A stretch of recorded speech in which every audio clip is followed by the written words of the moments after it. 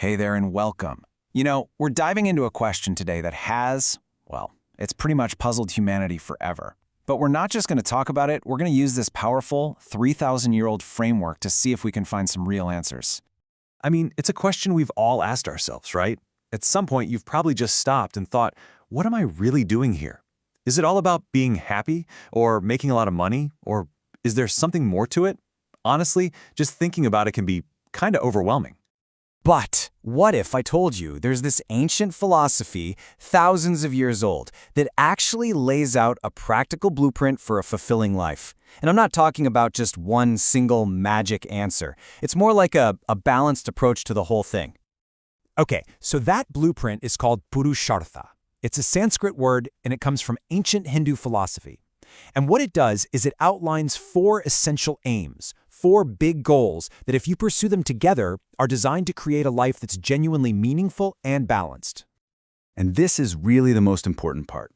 This is not about choosing one of these goals over the others. Puruṣārtha is all about integrating 4 different but totally interconnected parts of our lives to make us feel whole. So let's break them down, starting right at the foundation.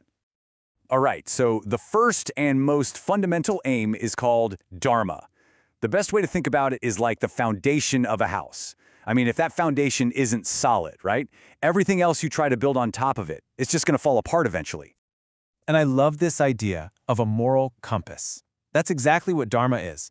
It's that gut feeling, that inner voice that tells you what's right and what's wrong, and it guides everything you do. It's all about living your life with integrity, with a real sense of purpose. So what does that actually mean in practice? Well, it's about fulfilling your duties, acting ethically, and maybe most importantly, figuring out what your unique calling is. It's not just a list of rules to follow. It's about finding your specific place in the big picture. You could say Dharma is your why.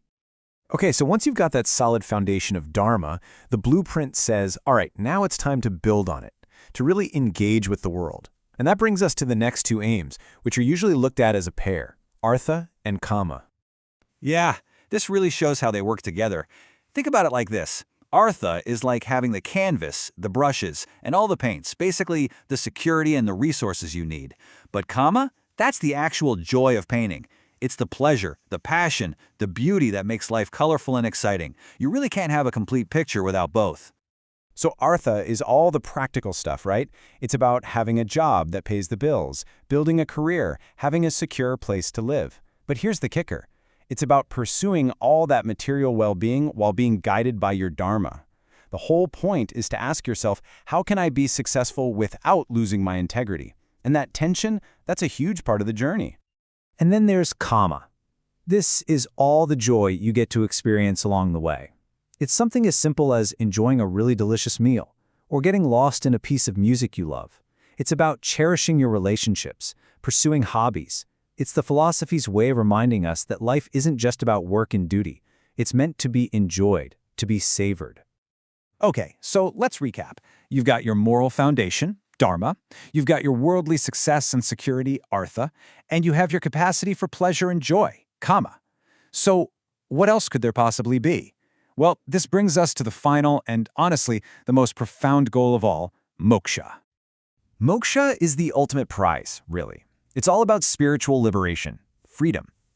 In this way of thinking, it means being freed from that constant cycle of wanting more, of being attached to things, and all the suffering that comes with it. It's like finally reaching the summit of the mountain you've been climbing your whole life. And this quote, this just nails it. After a whole lifetime of building up your career, your family, your reputation, the very last step is letting go. It's realizing that you are so much more than just your job title, the stuff you own, or the things you enjoy. It's this deep, profound realization that who you truly are isn't defined by your resume or your bank account or even by your relationships. The actor analogy is perfect. Imagine an actor who's played 100 different roles. At the end of the day, they know they aren't the king or the villain. They're the actor behind all those parts. Moksha is that incredible peace that comes from knowing who you are behind all the masks you wear. Okay, I know what you might be thinking. This all sounds pretty philosophical, right? What does some ancient framework have to do with my 21st century life, with my notifications and my deadlines? Well, as it turns out, it has everything to do with it. This is where that ancient blueprint becomes a super practical modern compass. See, the absolute genius of Puruṣārtha is this idea of balance. Think about it. Our culture today screams at us to focus on one or two of these things. It's either all about Artha, the career, the money, the hustle, or it's all about Kāma, the next vacation, the next dopamine hit. But we forget that without Dharma, that success feels hollow. And without that bigger picture, that connection to Moksha, all those pleasures just feel temporary. And that, right there, is the main thing to take away from all this. This is not a checklist. It's not like you achieve Dharma, and then achieve Artha, and then you're done. No, it's a compass. It's a tool you can use anytime to check in with yourself and just ask, am I taking care of all four of these essential parts of my life? So, I'm just going to leave you with this one question to think about.